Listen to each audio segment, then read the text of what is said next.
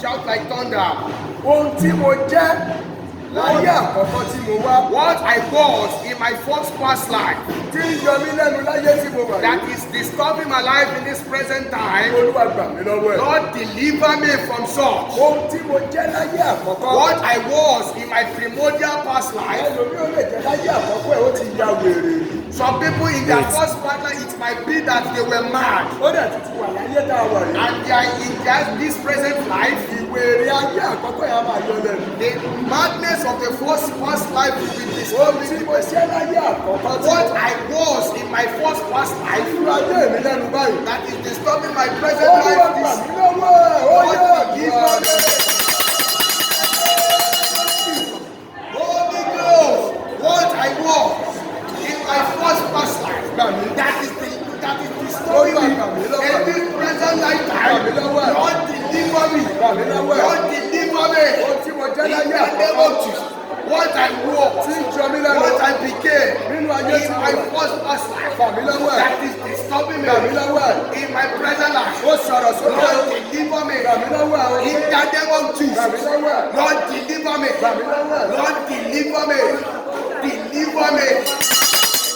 In Jesus' name.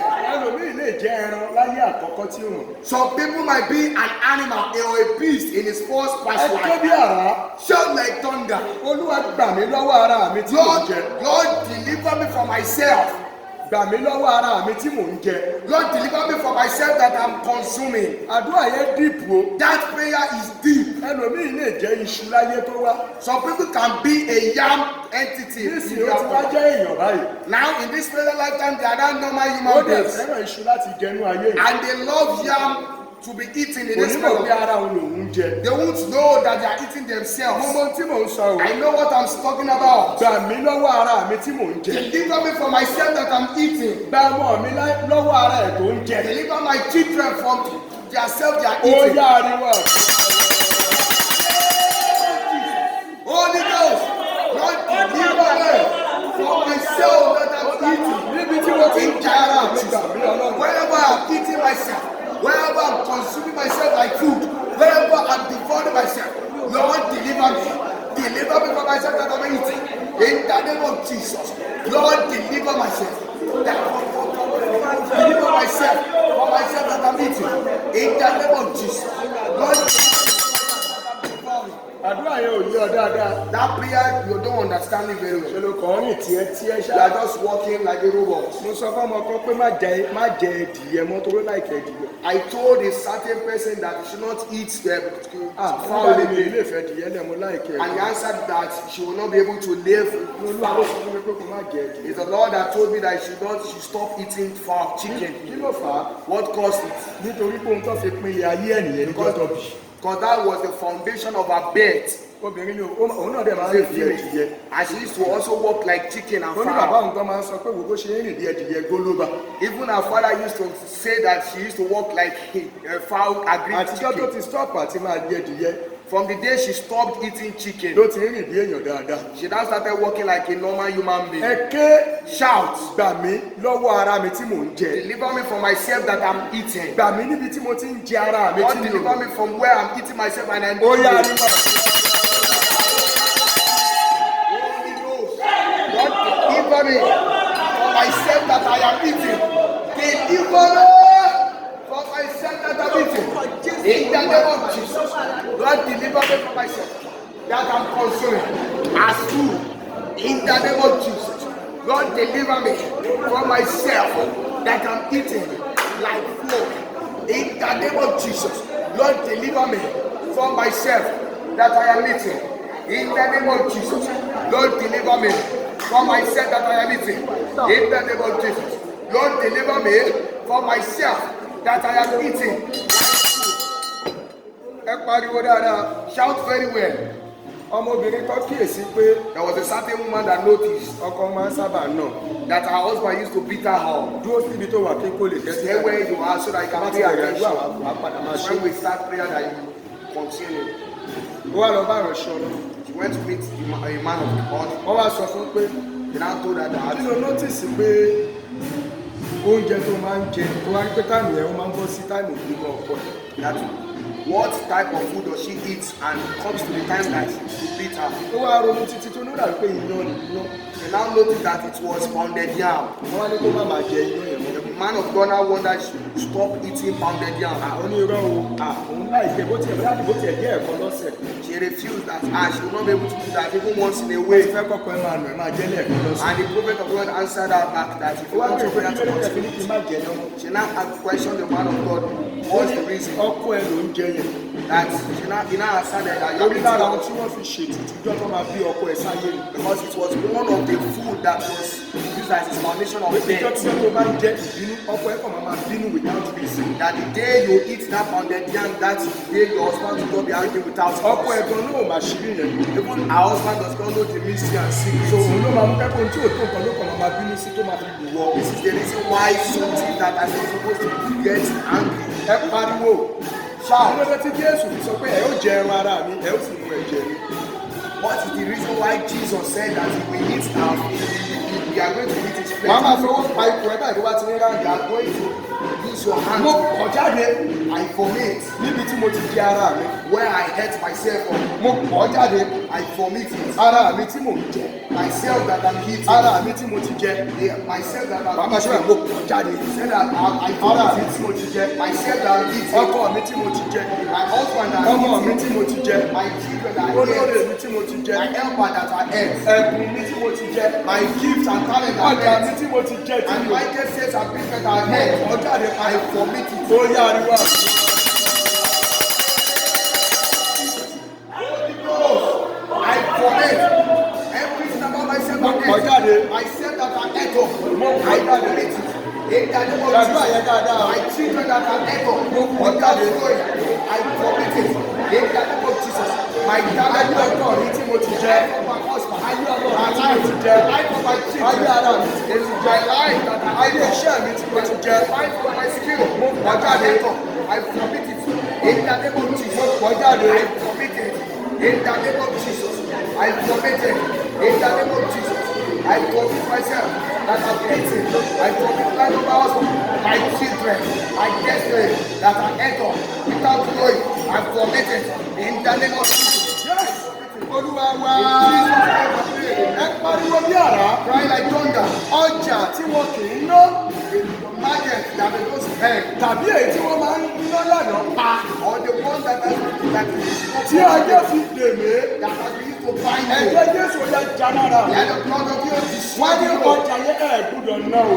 That Iye market tí wọ́n bá pè ní káyọ̀dá o. is the Òun ká fẹ́ fi ṣiṣẹ́ lórí ayé ènìyàn o. that is what we want to use Ọjà tí wọn kì í ná. the priceless Tàbí èyí tí wọ́n máa ń ná lànà pa. or the price some Tí a market fi di ayé mi. that is used to bind my Ẹ̀jẹ̀ life. Jésù yẹ jánára mi. Blood of Jesus. Ó yá.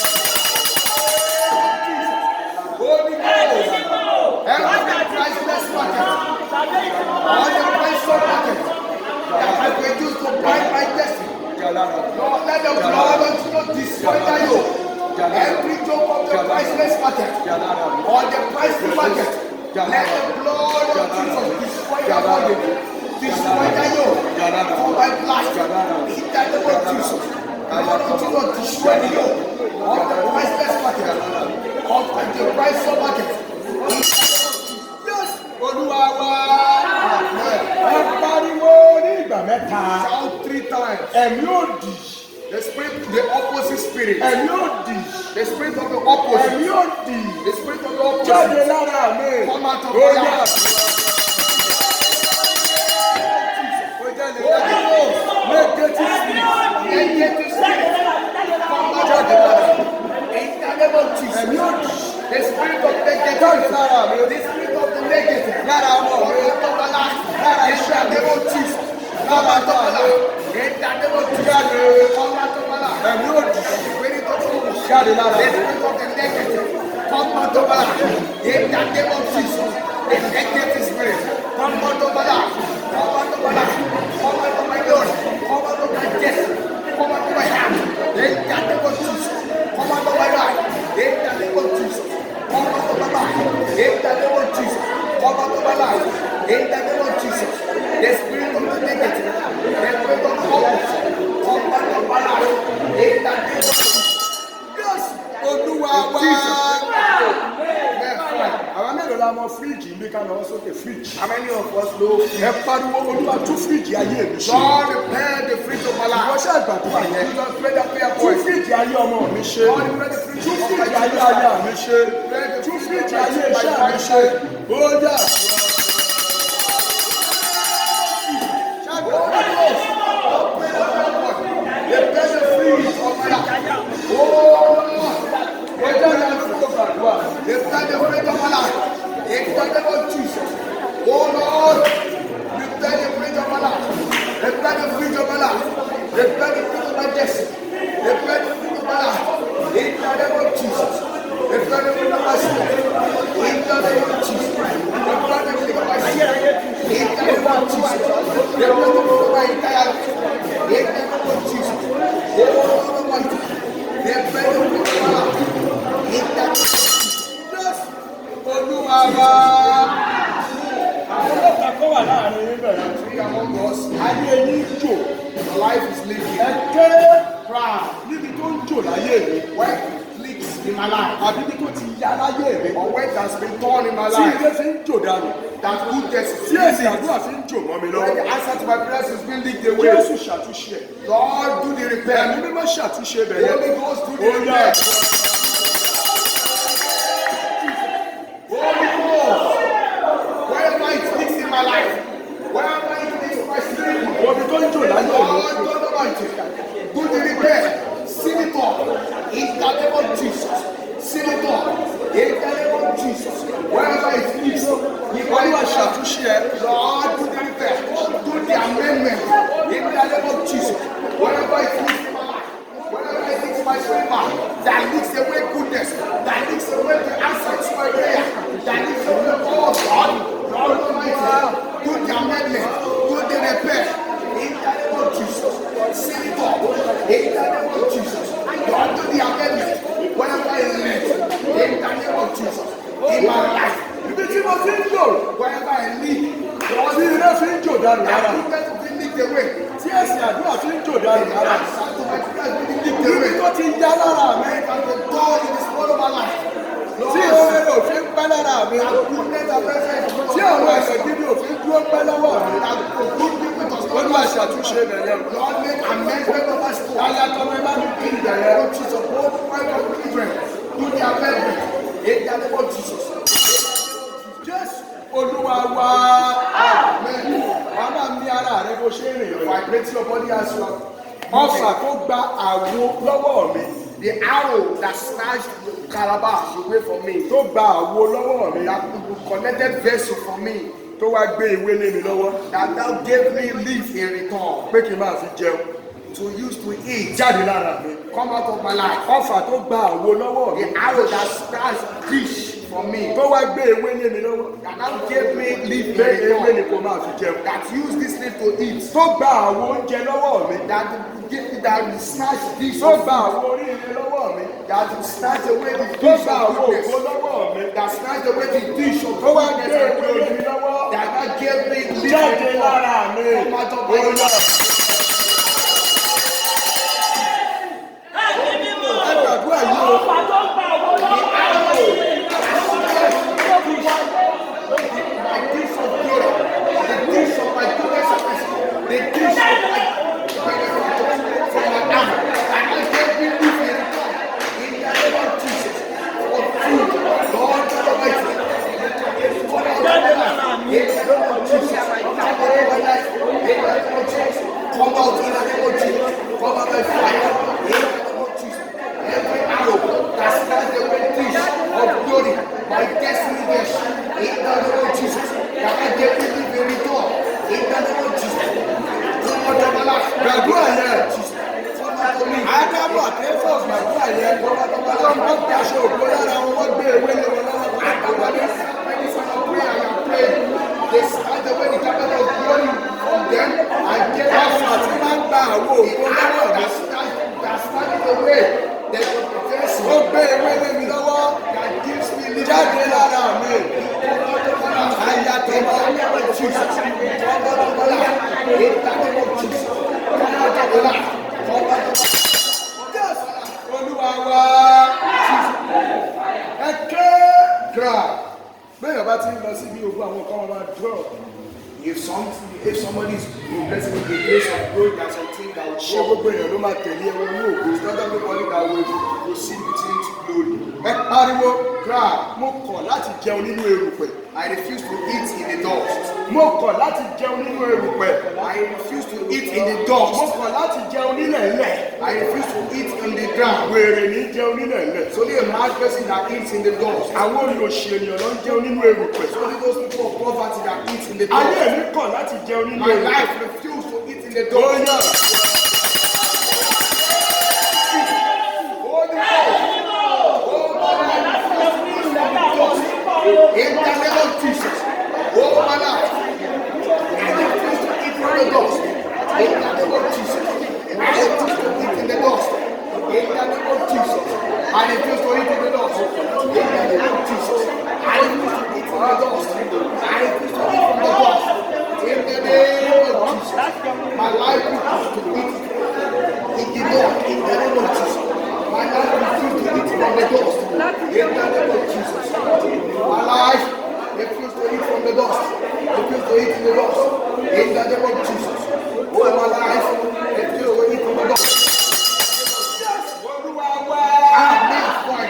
Àwọn méjèèjì gbá orí ẹ̀ mú bó tí ń rìn lọ yẹn. Your hand will give your head. Wàá pe orí ẹ ní ìgbà mẹ́ta. You call your head 3 times. O ò ní jẹun nílẹ̀ lẹ̀. You will not eat in the ground. Orí mi o. My head. Orí mi o. My head. Orí mi o. My head. Báwo ni wá? Hear the word of the O Lord. ò ní jẹun nílẹ̀ lẹ̀. You shall not eat in the ground. Mo rántí ní ọ̀pọ̀ ọdún sẹ́yìn. I remember years Mo back. wà lórí òkè Fáìnìyàn kò tó. I was in a mountain called Ó níbì kan tí wọ́n máa ń sọ àwọn wèrè mọ́ bẹ̀. There was a certain place that they tie mad people. Ọmọ ọkùnrin kan wà wọ́n gbé wá láti London. There was a certain man that was brought from London. Òyìnbó ẹnu ẹ̀ fresh. His Àwọ̀ ẹ̀ ṣì fresh. and his complexion was Wọ́n wá fresh. súnmọ́ di igi kòkó. But they tied him to the tree of cocoa. Ìgbà tó gbóúnjẹ wá fún un. When the food was Ó kọ́kọ́ da oúnjẹ yẹn sílẹ̀ lẹ̀. first pour the food on the floor. Ó fi yílẹ̀ dáadáa. Ó ṣẹ̀ wá fún padà sínú abọ́. Now put it inside the plate. Ó wá jẹ́. Was that eating? Orí ẹ̀ jẹun nílẹ̀ lẹ̀. His head eat. Ó jẹ́ gbàdúrà. Better pray. Orí mi ò. My head Ní ìgbà mẹ́ta. in 3 times. Ó ní jẹun nílẹ̀ lẹ̀. Shall not eat. Orí ọmọ mi ò ní jẹun nílẹ̀ My lẹ̀. children's head. Orí ayé mi gbọ́ ọ̀rọ̀ Olúwa. My wife's Ó head. ní jẹun nílẹ̀ lẹ̀. Orí ìjọ ìgbọ́ ọ̀rọ̀ Olúwa. Head of this Ó ministry. ní jẹun nílẹ̀ lẹ̀. Ó yá.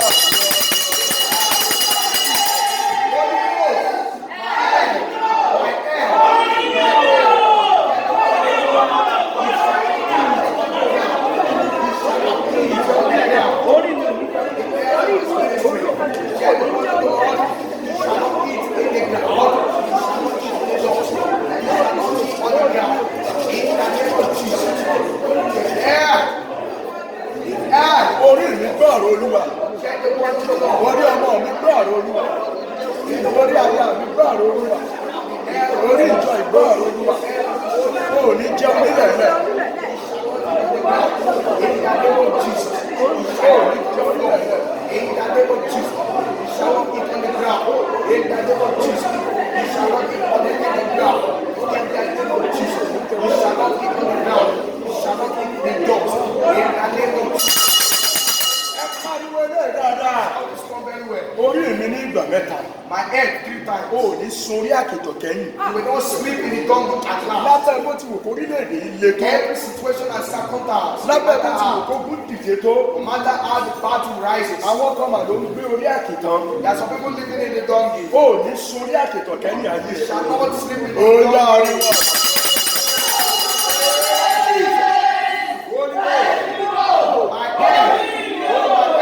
Àwọn kan sún lè lọ, báwọn máa sún bẹ́ẹ̀ o. You shall not sleep in the donkey. Àwọn tó sún lè lọ, báwọn máa sún bẹ́ẹ̀ o. Oh my God, get the word of the Lord. You shall Ó not ní sleep sun orí àkìtọ̀ kẹ́yìn. at the end of your life. You shall not sleep on the donkey at the end of your life. In the name of Jesus, you shall not sleep on the donkey in the end of your life. In the name of Jesus, you shall not sleep on the donkey at the end of your life. You shall not sleep on the Múra donkey. ìṣẹ́jú díẹ̀ ló kù tó tó máa lọ. In the name of Jesus, Ó ní sun orí àkìtọ̀ kẹ́yìn táyà tọmọ. on the donkey at the end of your life. You shall not sleep on the donkey. Ẹnu ọwọ́ méjèèjì yín sókè kẹ̀kọ́ rìn. Máa yípo. I your two hands up. Orí mi lé. Má ṣe sùn lọ́jọ́ ayọ̀ rẹ̀. Ẹ̀dá mi yé o. Má ṣe sùn lọ́jọ́ ayọ̀ rẹ̀. Nígbà tó lórí rẹ̀ ń bọ̀. Nígbà tá lánú rẹ̀ ń bọ̀ wá. Mo bẹ̀ ẹ́ òrè mi. Dàgbòdàgbò yé o máa sùn lọ. Ó yá. Orí mi lé. Má ṣe sùn lọ́jọ́ ayọ̀ rẹ̀. Ẹ̀dá mi yé o. Má ṣe sùn lọ́jọ́ ayọ̀ rẹ̀. Nígbà tó lórí rẹ̀ ń bọ̀. Nígbà tá lánú rẹ̀ ń bọ̀ wá. Mo bẹ̀ ẹ́ òrè mi. Dàgbòdàgbò yé o máa sùn. Nígbà keje. Orí mi yé. Má ṣe sùn lọ́jọ́ ayọ̀ rẹ̀.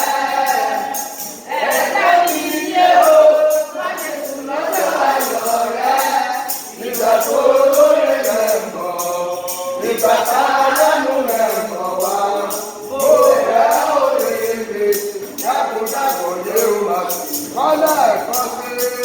Orí mi gbé, má ṣe sùn lọ́jọ́ ayọ̀ rẹ̀. Ẹ̀dá mi yé o, má ṣe sùn lọ́jọ́ ayọ̀ rẹ̀. Ìgbà tó lóore rẹ̀ mọ̀, ìgbà tá a lánú rẹ̀ mọ̀, ó bẹ̀rẹ̀ orí mi, dákúdákú ló wà. Ṣàmì dáadáa, orí rẹ̀ ò ní sùn lọ. Báyìí kò má dúró, àwọn tó ń ṣe díẹ̀díẹ̀ lẹ̀, iṣẹ́ gbogbo èèyàn ló fẹ́ débi ògo, orí rẹ̀ ò ní sùn lọ.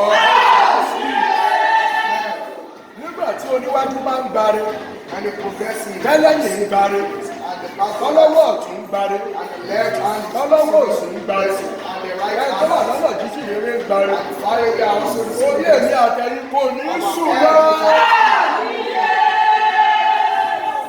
Orí ẹja fi ń labúgà, mo sọ ní lásìrì Ọlọ́run, lábẹ́ bó ti wù kó rí. Gbogbo ẹnikẹ́ni láyé tó ń bá orí èmi àtẹ̀yìn jà. Gẹ́gẹ́ bí wọ́n má bàa dáa, ó yẹ kí wọ́n ṣubú níwájú orí. Kí wọ́n ṣubú níwájú orí. Lọ́wọ́ bó ti wù kọ́ lágbára tó. Nítorí ológun lolúwa. Olúwa sì ní orúkọ rẹ̀. Ẹ̀ṣẹ̀ mi dára kí wọ́n ṣubú níwájú orí. Ọmọ àṣẹ mẹ́sàn-án.